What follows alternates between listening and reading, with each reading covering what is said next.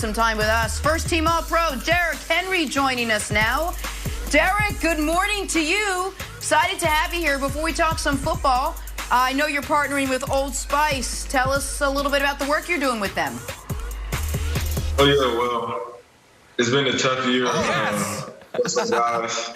And, sometimes, the year's been so tough that, some guys forget to do normal things that they do throughout the day, like maybe putting on deodorant.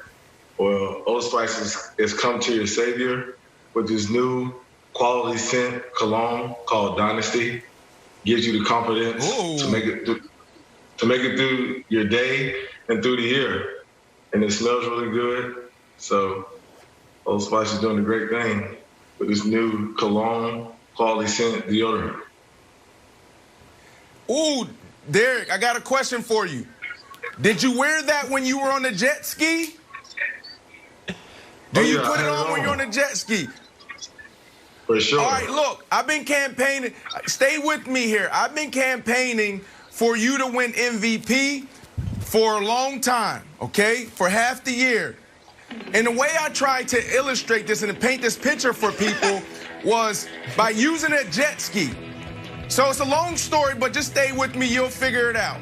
It started off at the beginning of the year with Russell Wilson actually on the front of the jet ski. Remember, he was the guy. He was the clear-cut leader. And then all of a sudden, he started throwing interceptions. And then here come Patrick Mahomes. Here come Aaron Rodgers. You know when you go on vacation, Derrick, and you put your little deodorant on and your Old Spice cologne? What happens? Everybody starts fighting. No, it's my turn to ride the jet ski. It's my turn to lead. So you had those guys going back and forth. And then halfway through the year, you just started coming out, stiff-arming people left and right, 150 yards here, 200 yards there. It was amazing.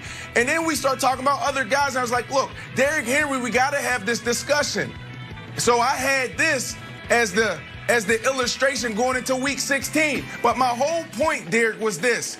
Let's go. If this guy goes over 2,000 yards, he has to be the MVP because it's a rare feat. There's only been 2 guys in the history of the NFL that's gone for over 2,000 yards plus 15 touchdowns. So after you went for it, this was the illustration. So I got 2 questions for you. 1, how do you feel about the illustration? And 2, do you feel like it'll be a snub if you don't win the MVP?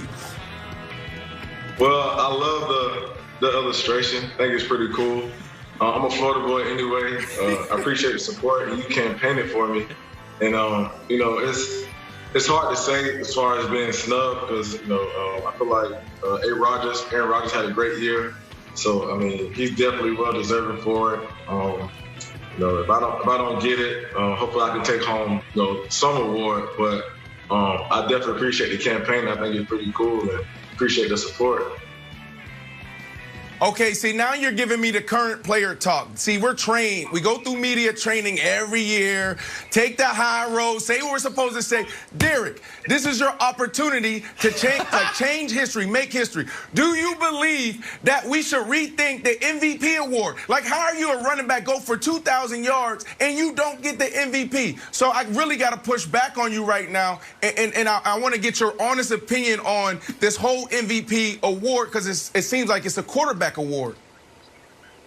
Yeah, I think you put it right on the head. It's a QB award.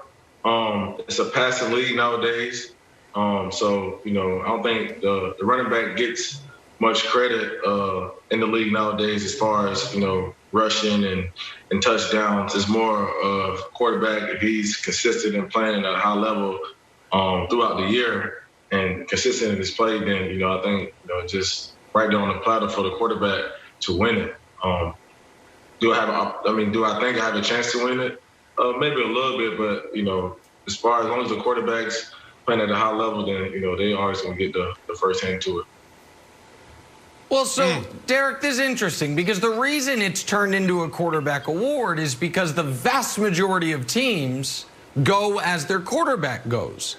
That is not the case in Tennessee. And Tannehill, by the way, since he's taken over, has been exceptional. but you are the engine that has made that team go for the last 2 seasons. And we talked to you last year when you were the best running back in football, and shortly after we talked to you, you got a very well-deserved contract extension. But there were a lot of folks, particularly folks in the analytics community, of which I dabble in, saying, as great as Derrick Henry was, what are the odds he can duplicate it? It's a tough position, a lot of wear and tear. Paying running backs hasn't worked out. You didn't duplicate it. You improved on it by 33%. You went from 1,500 to 2,000 yards, scored more touchdowns. You were even more dynamic, and you seem to be single-handedly almost keeping alive the big running back contract. So my question to you would be what do you think led to your otherworldly success this year? And have you heard from other running backs saying, man, we need you. We need you to show that paying a running back can be the right decision? I think just I want to, be better than I was the year before. Always focus on that. Always coming back and being better than I was the year before. That's always how I've always been. It's never good enough. Always staying hungry, never being complacent, no matter how much success I have. And and that's how it always is. And contract or not, I'm gonna go out there and try to do my best each and every day. And on any given Sunday. And when I got the contract and I was having success this year, a lot of guys reached out just saying, man, keep balling and keep holding it down for us. I know a couple guys up for contracts, but a lot of them reached out. They tried to devalue us running backs, but we just got to keep on balling, keep our head down, and keep doing our job, and let them keep talking. All right, Derrick, first of all, beautiful throne. Just a word of advice. Maybe that can come to the Titans sideline, so when the defense is on the field and everyone else sitting on the bench, you sit on the throne. I think it would be more comfortable and give you more rest. It's where you rightfully belong. Question I have for you is this. Basketball, we hear a lot about guys making business decisions, like Giannis is coming down the lane about to dunk. People get out of the way, like, oh, business decision, smart move not to get dunked on. The stiff arms that you delivered this year made me think, you know what? If I was a defensive player, I would have to be thinking about getting stiff-armed, not only dropped on the field, but dropped all over my social media feed. It would actually change the way that I would approach tackling you. Do you feel like the stiff arm is one part an effective tool and one part a tool of intimidation to defensive players?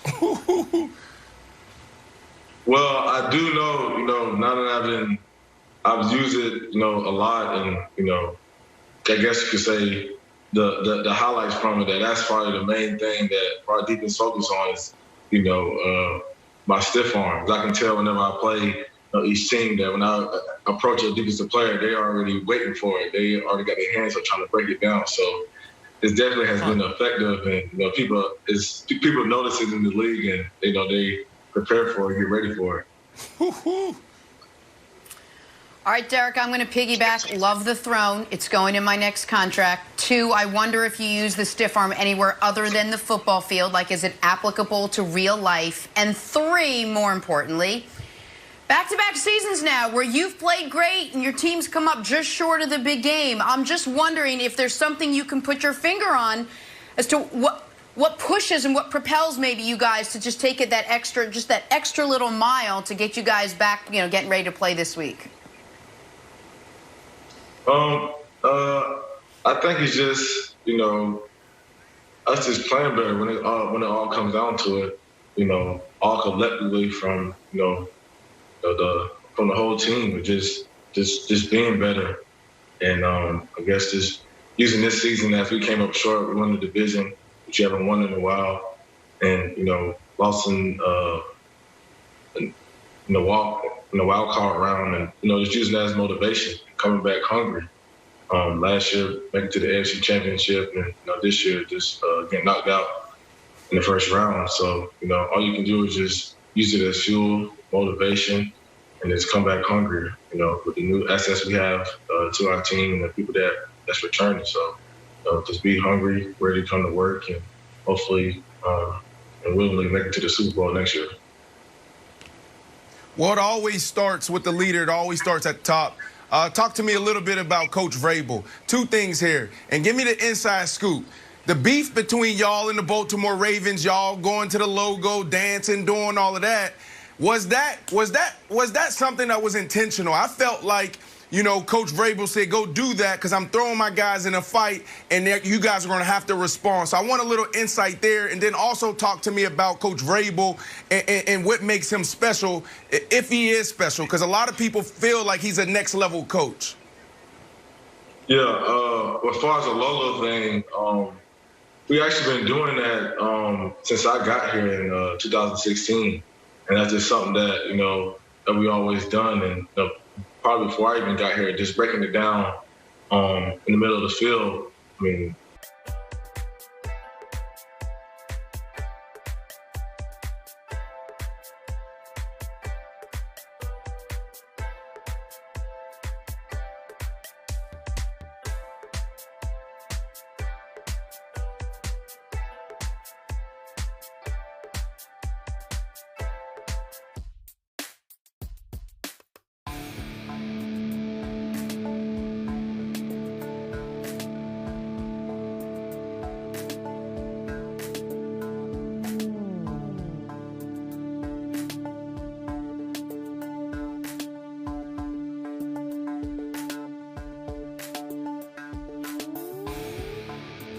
Had those guys going back and forth, and then halfway through the year,